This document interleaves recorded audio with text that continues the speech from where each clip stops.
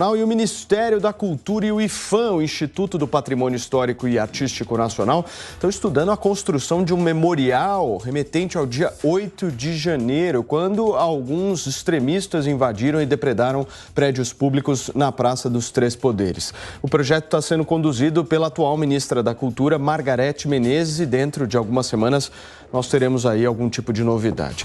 O ministro Alexandre de Moraes, do Supremo Tribunal Federal, concedeu hoje liberdade provisória a mais 130 homens denunciados por envolvimento nos atos de 8 de janeiro, acusados por crimes como incitação ao crime e também associação criminosa.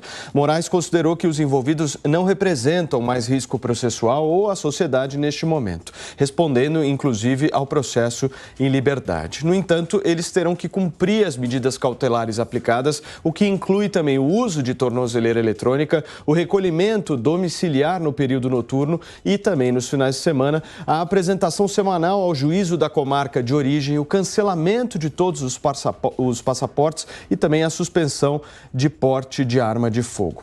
Os acusados também estão proibidos de deixar o Brasil e utilizar as redes sociais e não podem ter contato com outros denunciados. Mais de 2 meses depois dos atos de vandalismo, a imprensa argentina começa a questionar as atitudes tomadas pelo presidente da República, Luiz Inácio Lula da Silva, em relação ao 8 de janeiro, como se opor, inclusive, à formação de uma CPI. Vários assuntos para a gente trazer, mas todos relacionados ao 8 de janeiro, e hoje eu vou começar o programa com Fábio Piperno, o nosso Nelsinho Kobayashi e Gustavo Segré. Segré, eu vou começar com você hoje. Primeiro, boa tarde, ótima tarde para você, direto da Argentina, nosso queridíssimo Gustavo Segré. Buscando entender, Segré, nós temos aí uma média, se a gente arredondar, 1.000 pessoas que já foram liberadas e cerca de 400 pessoas que ainda estão presas. Essas prisões, elas precisavam ter acontecido? Eu não sei. Boa tarde primeiro, Paulo Martins. Boa tarde para Piperno, Nelson e a nossa querida audiência.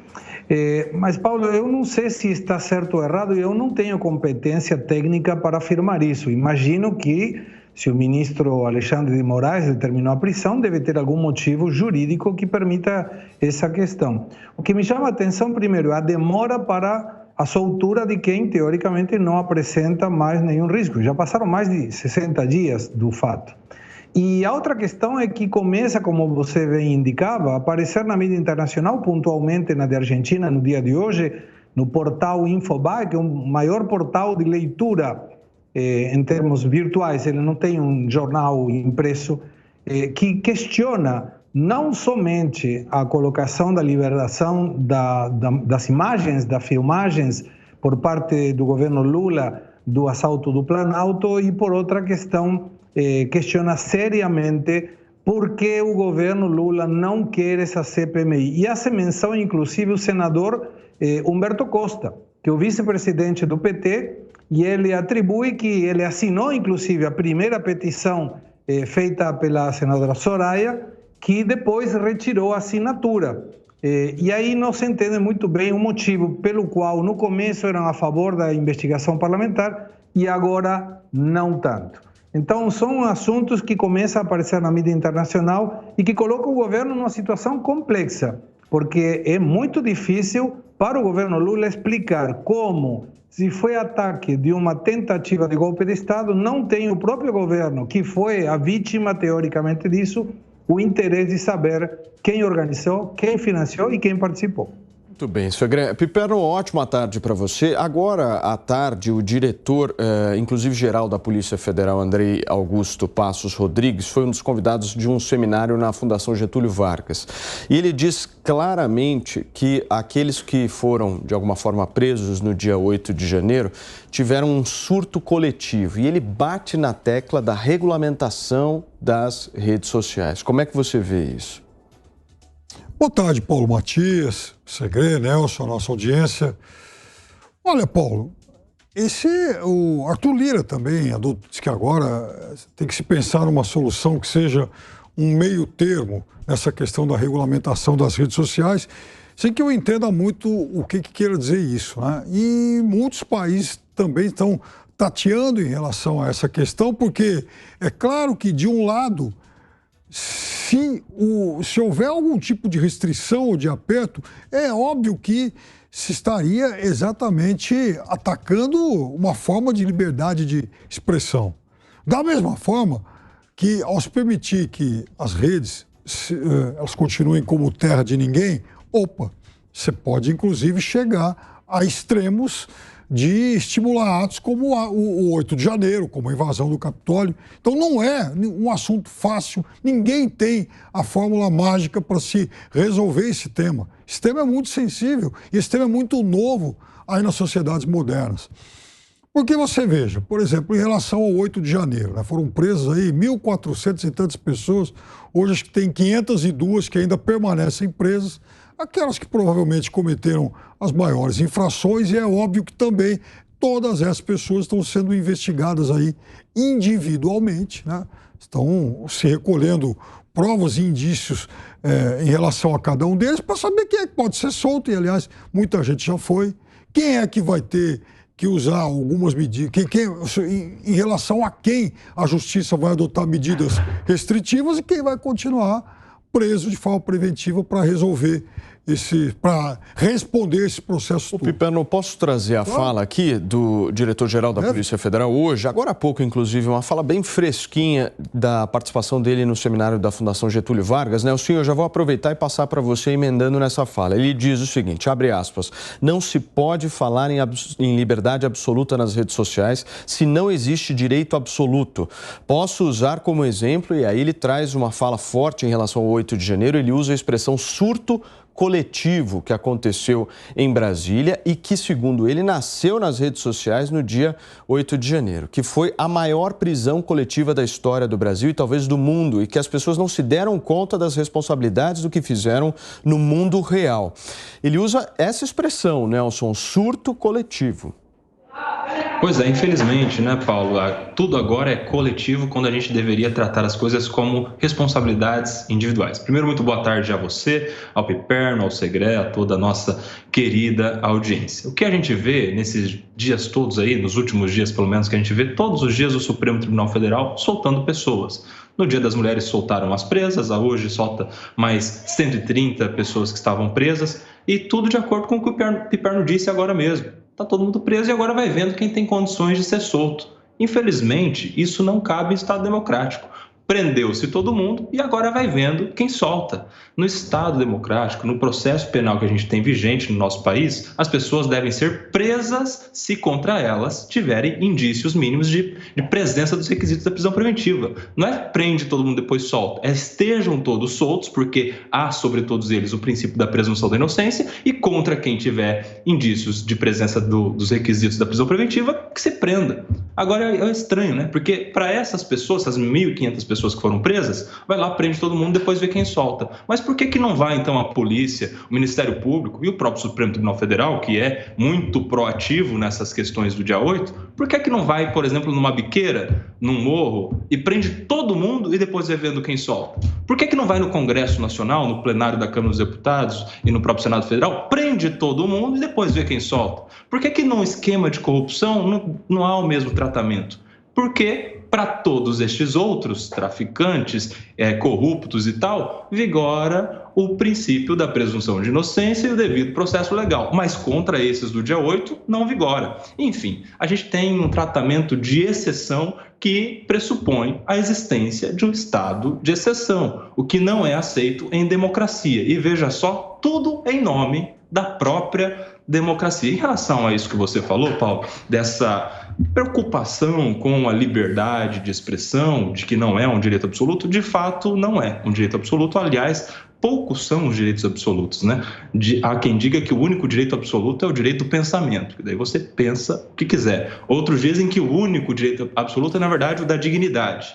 Mas todos os outros há limites, e inclusive o da liberdade de expressão, que merece uma atenção do Estado para limitar e responsabilizar as pessoas pelo que elas falam, mas nunca para impor censura prévia, nunca para bloquear redes indistintamente, porque senão a gente vai ter alguém com o monopólio da verdade na mão. Isso é muito perigoso. Ô, Piperno, eu vi que você me pediu a palavra, mas resumindo aqui o que o Nelson está dizendo, a gente poderia pensar que nós tivemos prisões em excesso justamente para se desvendar os verdadeiros criminosos. Agora, do ponto de vista jurídico, isso não é inconstitucional? Eu não entendi essa história das prisões em excesso, até porque houve flagrante. Houve gente que invadiu, né? Invadiu a sede do poder. Então, essas pessoas estavam lá, filmadas, fotografadas, algumas, inclusive, naquele momento, inclusive, elas tiveram a sua liberdade limitada pela Polícia Federal que estava lá, né? Claro que algumas tiveram o privilégio, segundo vários depoimentos, de poder ir embora, de uma forma, inclusive, gozando de um privilégio por parte aí até mesmo de pessoas que deveriam estar lá imbuídas de fazer a repressão, pelo menos de proteger o poder. Mas, enfim, essa é uma segunda questão. Agora, tinha muita gente lá que foi presa em flagrante. Então, essas pessoas foram presas e depois disso, depois das devidas investigações, até porque elas tiveram seus sigilos, inclusive, quebrados, né? Essas pessoas tiveram as suas conversas telefônicas avaliadas aí pela polícia, pelos organismos aí de segurança, que julgaram se elas deveriam continuar ou não, se caberiam mais investigações ou não.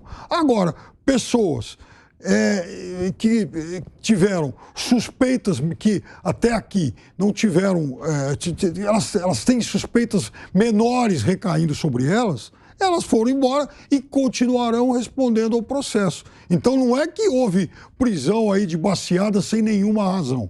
Houve sim muita gente que estava lá invadindo o centro do poder e que acabou sendo presa. Eu não ouvi você e vi que o Segré também pediu, mas vamos pela ordem aqui, por favor, Coban. Sou eu, rapidinho. É só que o fato de pessoas terem sido presas em flagrante não indica que elas devam ser presas preventivamente. Aliás, o Código de Processo Penal não diz que é requisito da prisão preventiva ter sido preso em flagrante. Por isso mesmo é que a lei determina que em 24 horas, a partir da prisão em flagrante, haja uma audiência de custódia e aí, na audiência de custódia, o juiz que preside aquela audiência vê se converte em preventiva ou se solta. Neste caso, nem essa autoridade foi dada a esses juízes delegados que presidiram essas audiências. Eles não tinham poder, por força de decisão do Supremo Tribunal Federal, diante de uma ilegalidade, soltar. Veja se isso não é uma afronta, não é assim um desprezo a todos os princípios básicos do direito processual penal e do próprio direito constitucional. Era só isso o destaque. Muito bem. Segré. Sim, rapidinho, dois comentários. A primeira, esse comentário que passou meio assim por cima sobre a menção do controle das redes sociais. Uma das menções que fez Arthur Lira foi entre a democracia e a liberdade de expressão. Não é uma coisa que se antepõe à outra, são duas coisas que andam juntas. A liberdade de expressão é uma característica da democracia. Se não pergunta para países que moram na ditadura se eles podem se expressar livremente. E a resposta é não. Então, não me parece válido que o presidente de uma das câmaras mais importantes, legislativamente falando, mais importante do país, pode expressar que a necessidade de regulamentar redes sociais seja para encontrar um equilíbrio entre a democracia e a liberdade de expressão. E, por outro lado, mantenho a minha frustração em que, em 2017, o Movimento de Liberação Sem Terra fez exatamente a mesma coisa que no dia 8 de janeiro, em que o governo da época, Temer, foi solicitado a deixar o poder pelo Movimento de Liberação Sem Terra, claramente alinhado com a esquerda, e naquele momento, para atuais dirigentes do governo, era um ato político. E agora é uma tentativa de golpe de Estado. Tem um princípio tributário e jurídico que diz o princípio da isonomia.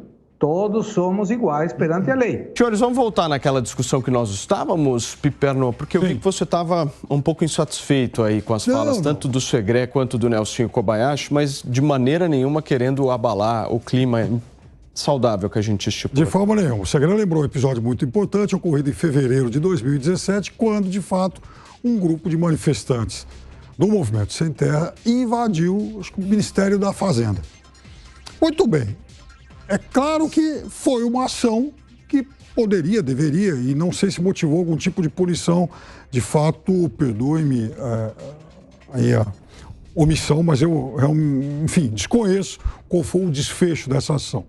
Mas é fato também que foi uma ação muito, mas extremamente diferente do que aconteceu no 8 de janeiro. Lá, na verdade, foi um protesto contra a reforma da Previdência. Então, o fato de ser um protesto deu a esses manifestantes o direito de invadirem aquele espaço? É óbvio que não. E por isso, eu imagino que providências tenham sido tomadas no sentido de atribuir a eles algum tipo de punição. É muito diferente do que aconteceu agora, quando, inclusive, houve uma clara tentativa de ruptura, um claro atentado à Constituição, no sentido de promover o fim do Estado de Direito. São coisas muito diferentes, mas, de fato, aquela invasão de 2017 merecia também algum tipo de punição. Muito bem. Cobas, Segré, vou pedir para vocês serem bem breves. Por favor, né, o senhor?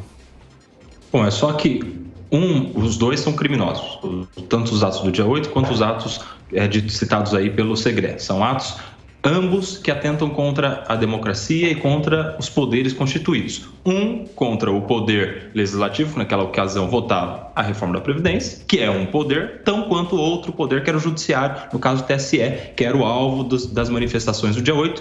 Ambas as manifestações, mais uma vez, criminosas, que pretendiam golpe de Estado e que não aceitavam as decisões, uma do Legislativo, outra do Judiciário. Por isso que o tratamento deveria ser igual, porque o Judiciário não é super maior do que o Legislativo, nem o Legislativo super maior que o Judiciário. Ambos são poderes da República que foram, em manifestações diferentes, atacadas. Segré, para fechar. Fechamos. Naquela oportunidade, em 2017, não foi somente o Ministério da Fazenda, não, foi o Congresso. Teve incêndio no Congresso, inclusive, e é uma questão muito grave. Quando tem uma incidência de alguma pessoa que invade um poder, seja o Executivo, o Ministério da Fazenda, seja o Legislativo, o Congresso, a justiça deveria ser igual para todo mundo. Não é uma questão que justifique um ou outro. Ao contrário, concordo que os dois são criminosos. Os dois deveriam ser tratados da mesma forma.